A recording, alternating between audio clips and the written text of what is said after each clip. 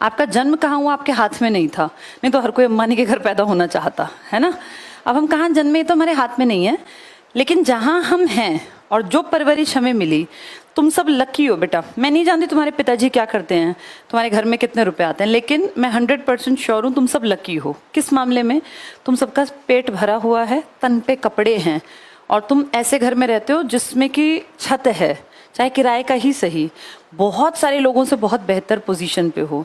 अभी तुम लोग बहुत यंग हो, तुमने दुनिया नहीं देखी बेटा। लोगों को शाम की रोटी का भी जुगाड़ नहीं होता, मतलब उनके लिए ये होता है कि शाम की रोटी भी कहाँ से आएगी। बीमार पड़ गए 4 दिन तो घर में खाना नहीं बनता। तो कितने ज्यादा लकी हो कि उन सब से ऊपर हो। अब अपने से ऊपर तो देखने को कितने ही देख लें हम, अच्छी बात है, देखना चाहिए, हमेशा कोशिश करनी चाहिए आगे बढ़ने की, लेकिन हमेशा मन में ये भी रखना चाहिए कि हम कितने ब्लेस्ड हैं जो हमें इतनी सारी चीजें मिली हैं, जो बहुत दुनिया जिनके लिए सपना देखती है। तुम जिन कपड़ों को पहन के बैठे हो, बहुत सारे लड़के लड़कियों के लिए सपना है कि ऐसे कपड़े तन पे हों। तो अपने आप को लकी और ब्लेस्ड फील करो, लेकिन फिर ये मत सोचो कि मैं बैठना है। ये सोचो अपनी जिंदगी को, ये तो माँ बाप की दी हुई चीजें हैं, इससे बेहतर बनाना है ताकि अपनी लाइफ जैसी चाहें वैसी जी सकें। हर किसी की लाइफ में ना बेटा एक स्टेज आती है जब उसके सामने एक क्वेश्चन मार्क आता है कि अब क्या, लाइफ के लिए, करियर के लिए। ये नॉर्मल परिवारों में 12वीं करने तक नहीं आता। 12वीं तक बच्चे को पता है हर साल 1 साल मुझे आगे बढ़ना है। जैसे चौथी क्लास के बच्चे को कोई चिंता नहीं है, उसे पता है अगले साल मुझे 5वीं में होना है। 8वीं वाले को पता है मुझे 9वीं में। लेकिन 12वीं करने के बाद ये क्वेश्चन मार्क एकदम से आता है, अब क्या। इसके बहुत सारे आंसर हो सकते हैं, वो आंसर डिपेंड करता है कि तुम्हें कौन सा ठीक लगे।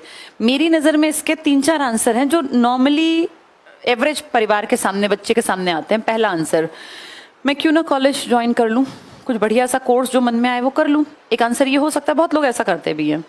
लेकिन फिर कॉलेज से निकलने के 3 साल बाद भी यही क्वेश्चन मार्क फिर आएगा सामने, क्योंकि कॉलेज तो 3 साल की ही तो छत है सिर पे। उसके बाद फिर वही अब क्या।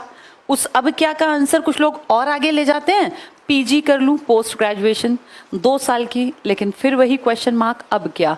ये तो आपका 12th के बाद से पीछा करना स्टार्ट करेगा, और ये तब तक नहीं रुकेगा जब तक आप कहीं कुछ पोजीशंस, कोई स्टैंड नहीं बना लेते, तब तक ये क्वेश्चन मार्क लगता रहेगा।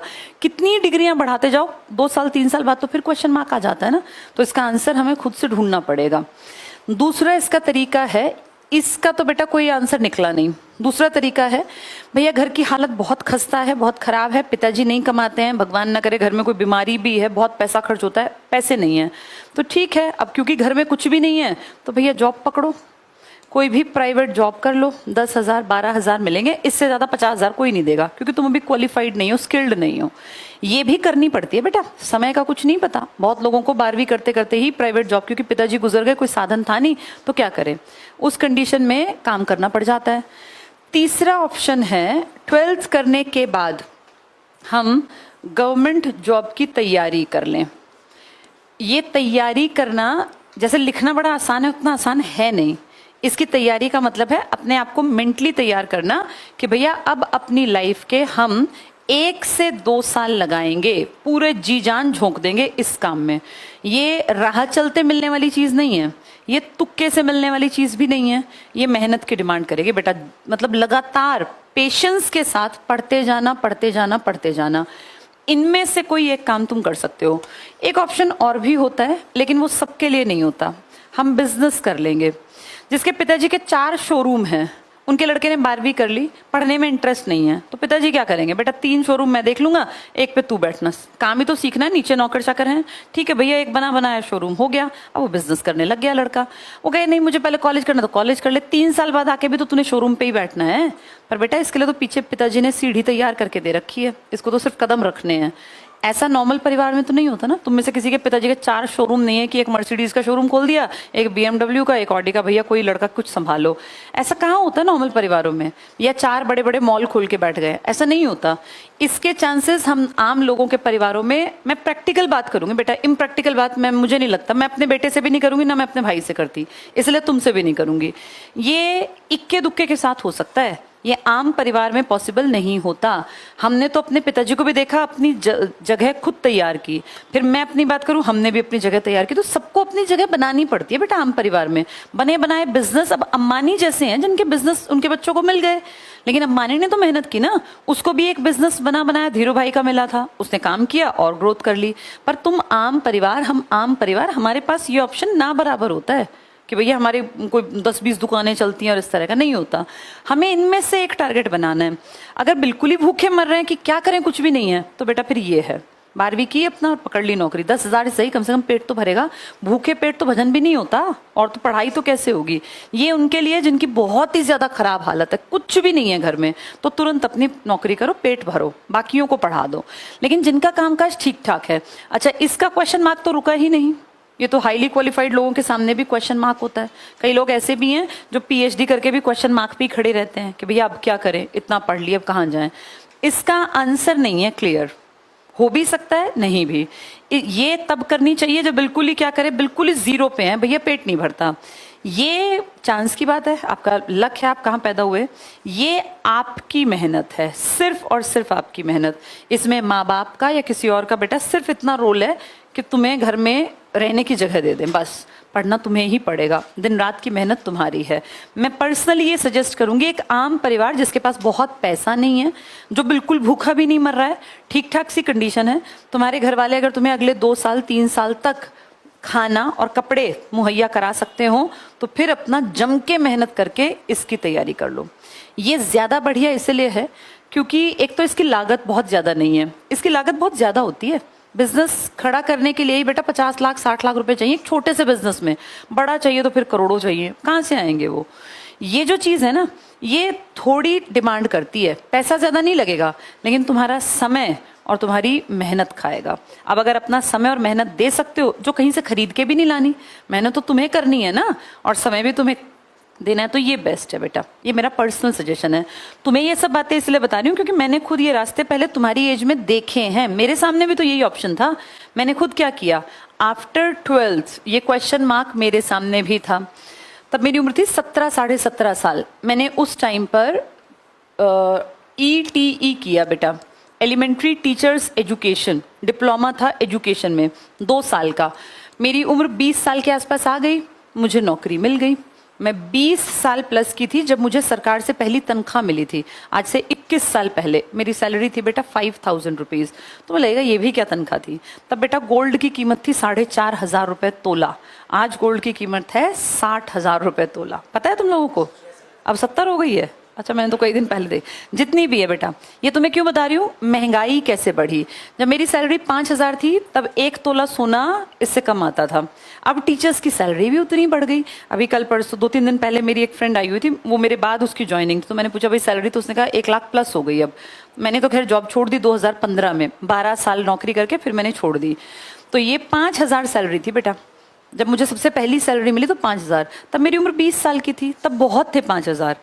अब जैसे वहां से यहाँ तक का सफर ये कैसे पूरा हुआ, क्योंकि 20 साल में अपने पैर जमा लिए, फिर आगे बढ़ना आसान हो गया। मुझे इतना था कि इतना तो मेरे पास है ही, इससे ज्यादा मैं क्या कर सकती हूँ, तो फिर मैंने आगे बढ़ने की कोशिश की। ये जो सेंटर जिसमें तुम बैठे हो ICS, ये हमने 2008 में स्टार्ट किया था, लेकिन इस पर मैंने काम नहीं किया था 8 में, मैंने लेटर स्टेज में काम किया, परिमल सर ने काम किया। फिर 2015 में मैंने अपनी जॉब छोड़ दी, अक्टूबर में मैंने रिजाइन कर दिया। अब तो रिजाइन किए हुए भी कितने 9 साल हो गए, लगभग 9वां साल लगा हुआ है। ये 2015 में कब छोड़ी, जब सारा सिस्टम सेट हो गया, सारी चीजें कि मेरी एक फेस वैल्यू बन गई, लोग मुझे जानने लगे, मैं पढ़ाने लग गई थी। फिर था कि भाई आप एक साथ 2 काम नहीं कर सकते, government job plus coaching allow नहीं है, 420 होता है ये कि 2 काम आप एक साथ करें, एक छोड़ना था। तो फिर मैंने वो सर्विस छोड़ दी क्योंकि वहां से उतना आउटपुट नहीं निकल रहा था। लेकिन बेटा मैं ये नहीं कहूंगी कि भाई मैं शुरू से पहले दिन से पढ़ाती तो मैं इतना अच्छा पढ़ाती, नहीं।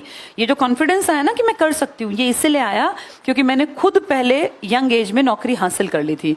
यही रास्ता मैं तुम्हें बता रही हूँ कि पहले एक चीज को अचीव कर लो, बेशक छोड़ देना, जरूरी नहीं चिपके रहना उससे, लेकिन उसको एक एक स्टैंड की तरह इस्तेमाल करना कि मुझे अब जंप लगानी है।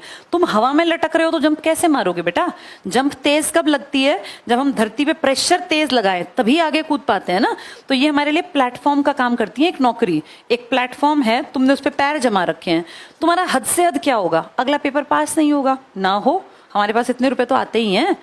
2007 में मेरा all over India first rank था बेटा बीएड इग्नू के एंट्रेंस में। पता है क्यों? क्योंकि मेरे ऊपर कोई टेंशन ही नहीं थी।